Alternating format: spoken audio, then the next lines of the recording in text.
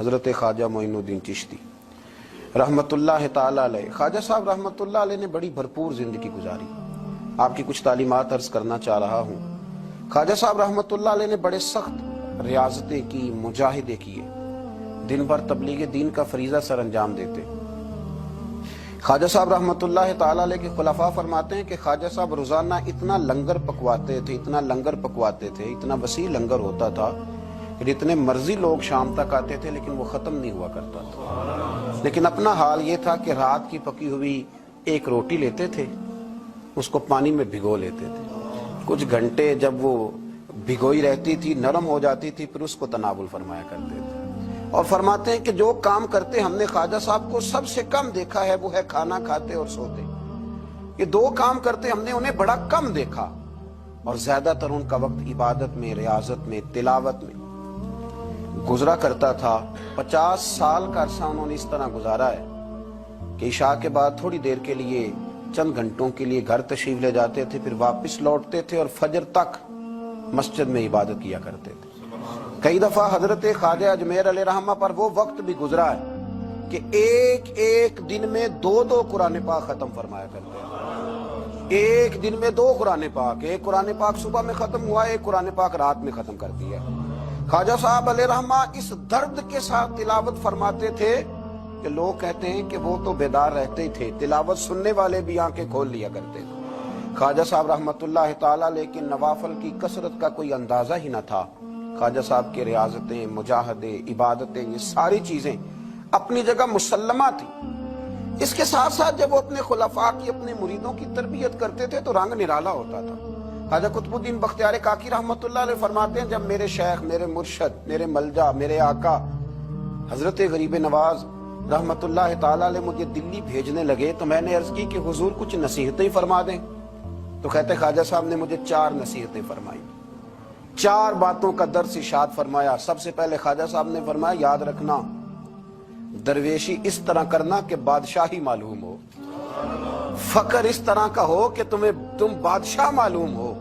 اور دوسرا خواجہ صاحب رحمتُ اللہ تعالی علیہ فرمانے لگے جب کوئی تیرے پاس آئے نا تو وہ خالی نہیں جانا چاہیے، بھوک لگی ہو تو اسے روٹی ملنی چاہیے، کپڑے کی ضرورت ہو تو اسے خیرات ملنی چاہیے، علم کا بھوکا ہو تو تیرے پاس قرآن و سنت کے دلائل کے انبار ہوں، اور اگر وہ درد لے کے آئے نا تو تیرے بھی آنسو ہونے چاہیے اور سامنے والے کو وہ آنسو ہی نصیب ہونے چاہیے۔ ہر ایک کو ہر شے دے کے بھیجنا، کوئی کمزوری نہ رہ جائے۔ اور تیسرے نمبر پہ فرمایا خوشی میں تو ساری دنیا ہی ہنستی ہے، جب خوشخبری آتی ہے تو سب ہی ہنستے ہیں، پر قطب الدین میرے ساتھ وعدہ کر، سب سے زیادہ تیرے چہرے پر اس وقت مسرت ہونی چاہیے جب رب تجھے آزمائش میں ڈالے، سب سے زیادہ تیرے چہرے پر اس وقت مسکراہٹ ہونی چاہیے جب اللہ کریم تجھے کوئی آزمائش دے۔ یاد رکھنا، دکھوں میں ہنستے رہنا، اس کی طرف سے آنے والی آزمائشوں کو اس کا تحفہ سمجھنا۔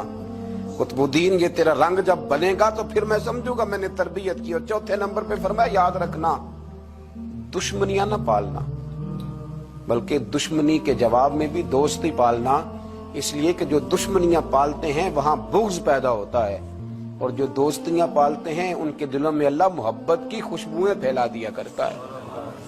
یہ انداز تربیت حضرت خواجہ اجمیر علیہ رحمہ کا، یہ انداز، اور فرماتے ہیں ہر آنے والے کے ساتھ ان کا انوکھا رویہ۔ خواجہ حمید الدین ناگوری رحمتُ اللہ علیہ فرماتے ہیں کہ میرا یہ حال تھا کہ میں بڑا خوبصورت تھا خواجہ صاحب کے پاس آنے سے پہلے، بہت سارے لوگ مجھ سے محبت کرتے تھے، تو جب میرے اندر کچھ تھوڑے سے حسن تھا، کچھ خوبصورتی تھی تو میں اس سے آگاہ بھی تھا، میں سمجھتا تھا۔ کہتے ہیں جب حضرت خواجہ کی خدمت میں آیا میں نے کہا حضور مرید کر لیں، تو کہتے ہیں کیا انداز تربیت تھا۔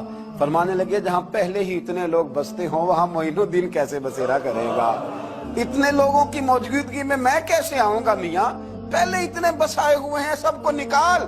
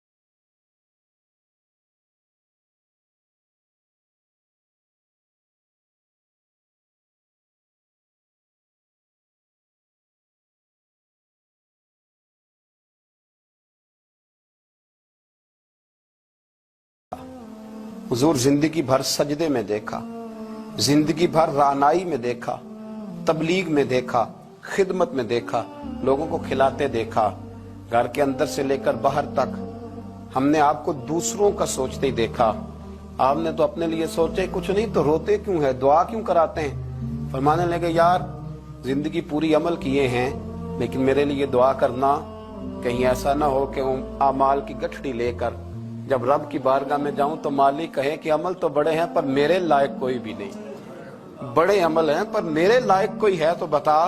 यार ये जितनी गठड़ी है ना आमाल की, तुम्हें बड़े बड़े हसीन नजर आते हैं, पर इनमें से कोई मालिक के लायक बन जाए, मेरी कोई कबूलियत हो जाए, मेरी कबूलियत मैं नीवा ते मेरा मुर्शद उच्चा, ते मैं उच्चियां दे संग लाई, इते सदके जावां उन्हां उच्चियां तो जिन्हां नीवियां नाल निभाई। दुआ करो, अल्लाह की बारगाह में इल्तिजा करो कि मेरी कबूलियत हो जाए। इन्नमा यख्शल्लाह मिन इबादिहिल उलमा। कुरान मजीद ने कहा कि अल्लाह के बंदों में से जो आलिम होते हैं उनमें खशियत होती है, उनमें खौफ होता है। वो चूंकि जानते ज्यादा है तो वो डरते भी ज्यादा है, उनके अंदर एहसास भी ज्यादा होता है। हजरत अब्दुल्ला इब्न मसूद रज़ी अल्लाह तआला अन्हु फरमाया करते थे, कसरत कलाम करने वाला तो आलिम नहीं होता, अल्लाह से ज्यादा डरने वाला आलिम होता है। कसरत कलाम वाला तो आलिम नहीं, वो जिसके दिल में खशियत ज्यादा है वो बड़ा आलिम है। मेरे नबी पाक अलैहिस्सलाम ने फरमाया, मैं तुम सबसे बढ़कर अपने रब को जानने वाला हूँ और मैं तुम सबसे बढ़कर अपने रब से डरने वाला हूँ। क्योंकि मैं जानता ज्यादा हूँ तो मैं अपने रब से डरता भी ज्यादा हूँ। हजरत ख्वाजा अजमेर अलैहिर्रहमान ने तरबियत की, लोगों के मिजाज सवारे, लोगों के दिल सवारे, और ख्वाजा साहब ने तरबियत की और तरबियत के मराकज भी कायम फरमाए। अजमेर के फैजान से फिर दिल्ली में ख्वाजा कुतुबुद्दीन का मरकज कायम हुआ, फिर उसी फैजान से पाकपतन में बाबा फरीदुद्दीन गंज शकर का मरकज कायम हुआ, फिर उसी फैजान से ख्वाजा नसीरुद्दीन चिराग देलवी का मरकज कायम हुआ, फिर उसी फैजान से मुहार शरीफ का मरकज कायम हुआ, फिर उसी फैजान से पीर पठान ख्वाजा सुलेमान तौंसवी का मरकज कायम हुआ, फिर उसी तरबियत की रोशनी में हजरत शमसुल आरिफीन सियालवी तैयार हुए, फिर उसी तरबियत की रोशनी में पीर मेहर अली शाह जैसे लोग तैयार हुए, फिर उसी तरतीब से उसी रोशनी ने बड़े बड़े मशाइख को तरतीब दिया, इसलिए कि वो मुरत्तब करने वाले थे, वो तरतीब देने वाले थे, वो काम करने वाले थे। बंगले, कोठियां, जायदादें, मकान और गाड़ियों के साथ लोगों के सामने नमूदार नहीं हुए, वो हुए तो अपने तरबियत याफ्ता खुलफा के साथ नमूदार हुए। उन्होंने तरबियत की, मराकज बनाए। दुआ करें अल्लाह ताला हमें तालीमात पर अमल की तौफीक अता फरमाए, नक्शे कदम चलने की तौफीक अता फरमाए।